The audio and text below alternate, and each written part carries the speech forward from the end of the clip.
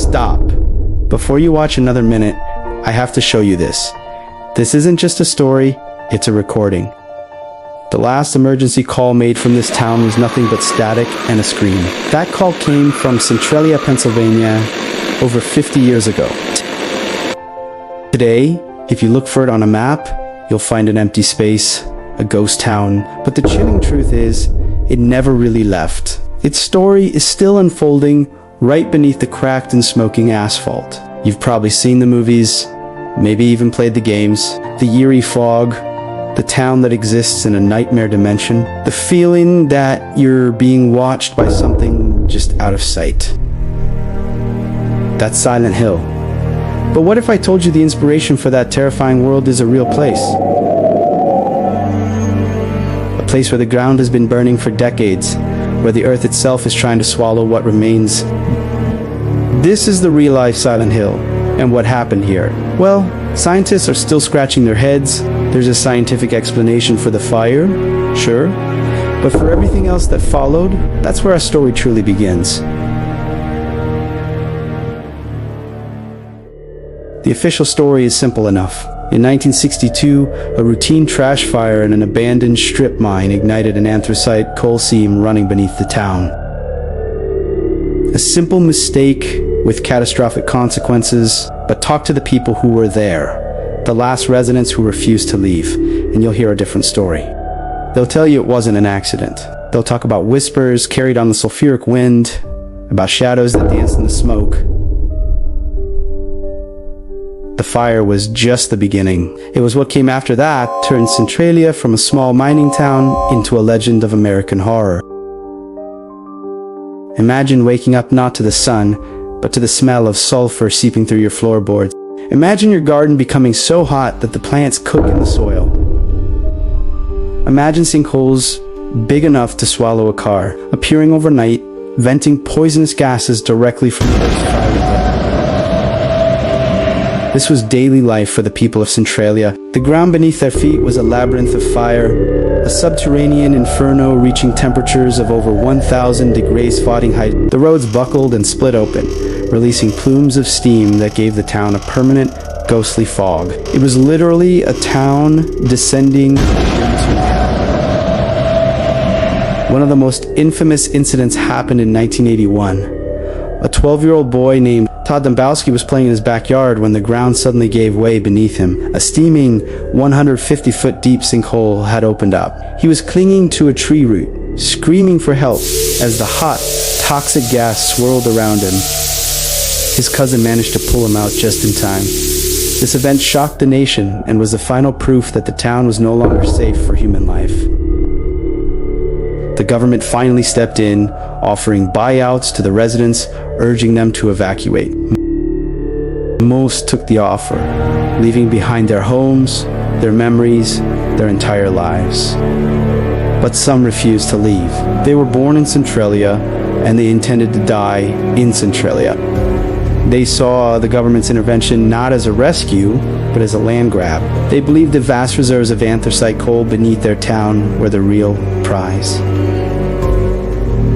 To them, the fire was an excuse to push them out and claim the billions of dollars worth of resources.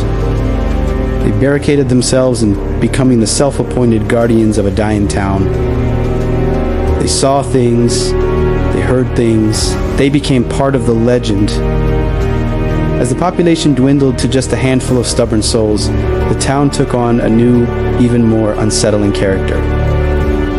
The empty streets, the boarded-up houses, the perpetual smoke rising from the earth. It was a post-apocalyptic landscape. Visitors, drawn by the macabre story, started calling it the gateway to hell. They'd leave graffiti on the abandoned highway, now famously known as the Graffiti Highway. Messages like "Welcome to Hell" and "We are all mad here" were spray painted alongside bizarre, demonic-looking figures.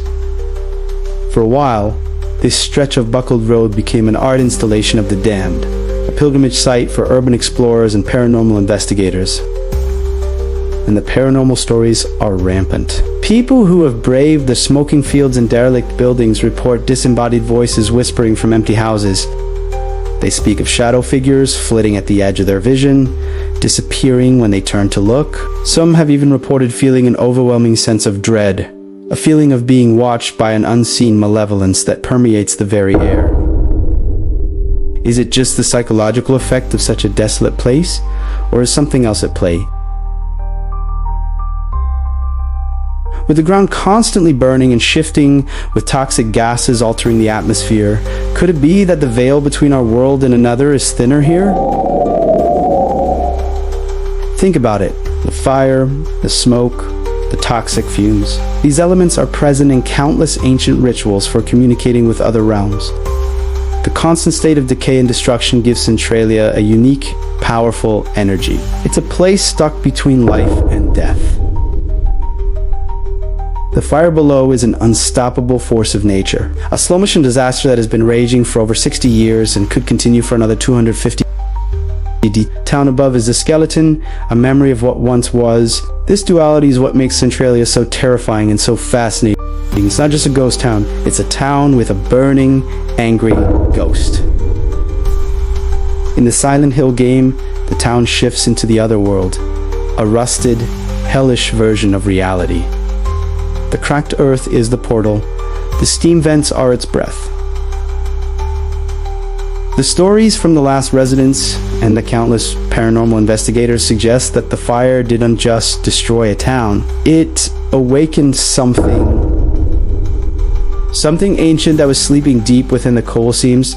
The screams on that final 911 call, were they from a person in physical danger or someone who saw something they weren't supposed to see?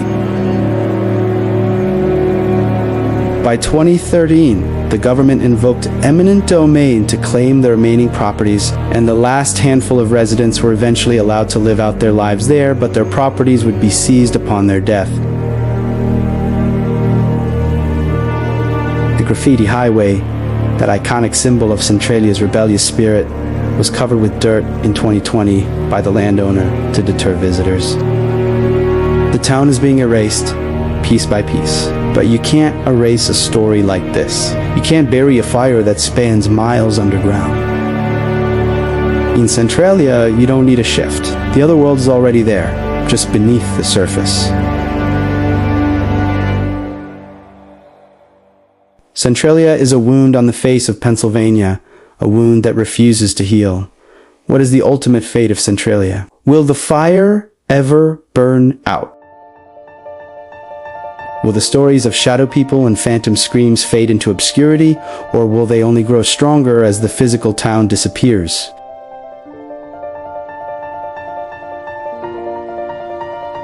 The mystery of Centralia isn't just about what happened, it's about what is still happening.